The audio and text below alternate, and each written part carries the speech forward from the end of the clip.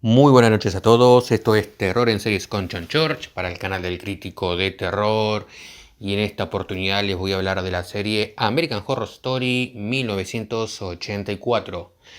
Hace tiempo ya que con respecto a American Horror Story yo decidí no analizar esta serie como un todo, sino las diferentes temporadas, teniendo en cuenta el formato que tiene justamente esta serie, que es de tener historias diferentes de acuerdo a la temporada.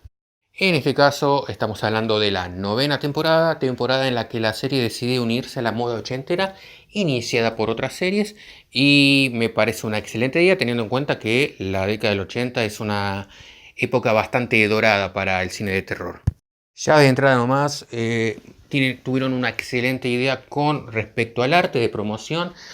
Si ven todos los flyers y todos los afiches de esta temporada, son homenajes a películas de esa época, y además el estilo está muy bien logrado y genera ya de entrada bastante hype.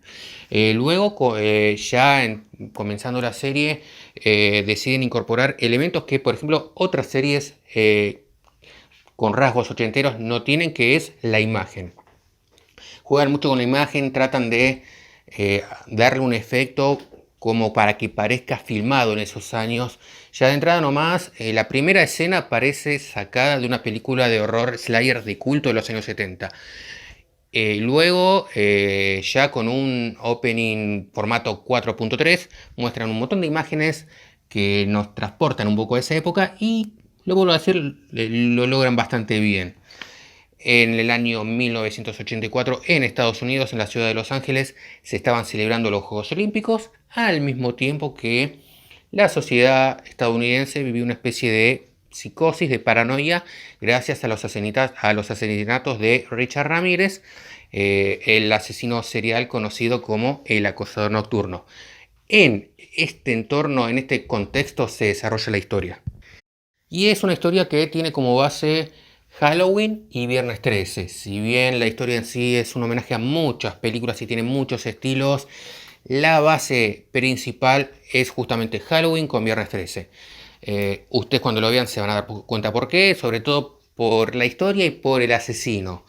No es el único asesino que hay, esto no lo quiero spoilear, obviamente, no me gusta dar spoilers, pero digamos que el asesino principal, el asesino inspirado en este tipo de películas, es un asesino que, como punto negativo, yo veo que es demasiado humano y no da tanto miedo como otro tipo de personajes. Si vemos personajes como Michael Myers o Chainsaw Bornes, son personajes que tienen toda una aura de misterio y de terror, son personajes no humanos, no hablan, no se les ve la cara. Mientras que este personaje en sí está demasiado como humanizado y no tiene ese, entre comillas, encanto. Luego la serie está bien. Los personajes son muy interesantes, aunque están muy caricaturizados, y además con diálogos un poco tontos a propósito, en forma intencional. A veces nos está dando la sensación de estar viendo no tanto una historia que homenajea a los 80, sino que parodia a los 80. Por momentos nos está dando la sensación que no estamos viendo Stranger Things de terror, sino Con Fury de terror. Otro punto, en mi opinión, un tanto negativo, es la inclusión de una escena gay. Y me parece un punto negativo en cuanto que queda desubicado respecto a que no son frecuentes este tipo de escenas, o no lo eran en este tipo de películas, ¿no? Recordamos que en los años 70 y en los años 80, en este tipo de género y en este tipo de películas, encontremos escenas gays, encontramos más que nada escenas de sexo. Tiene mucho que ver porque los asesinos tienen mucho en contra de esto, pero no escenas gays. A ver, en American Horror Story siempre, en mi opinión, tuvo un problema, que es que abusa un poco del sexo y de la lujuria. Muchas veces la lujuria le gana al terror. Yo pensé que no iba a haber este problema con respecto a esta temporada, teniendo en cuenta que el sexo es parte realmente de este subgénero de terror. Sin embargo, los chicos de American Horror Story se las arreglaron para nuevamente quedar en Upside con escenas que, en mi opinión, no aportan a la trama bajo ningún punto de vista, y que además no eran tampoco típicas de este subgénero de terror. Si al menos fueran características o típicas de este tipo de películas, o al menos sumaran a la trama, o sea, aportaran a la historia, está bien, pero ni una cosa ni la otra. No aportan a la trama, realmente no son necesarias y tampoco eran frecuentes en este tipo de películas, por eso vuelvo a repetir que no me pareció adecuado.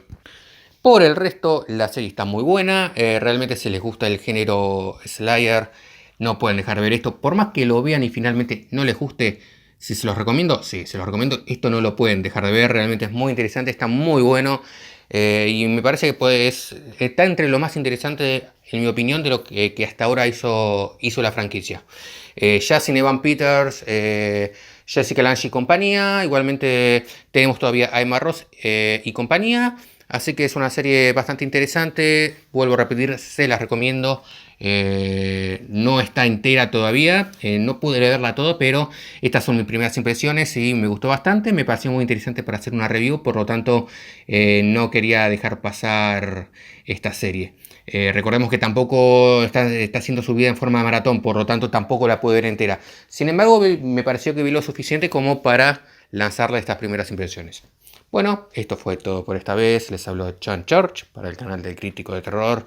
No olviden suscribirse al canal, recomendarlo, darle clic a la campanita de suscripción y recuerden que el terror no es solo un género de cine, es también un estilo de vida. Chau.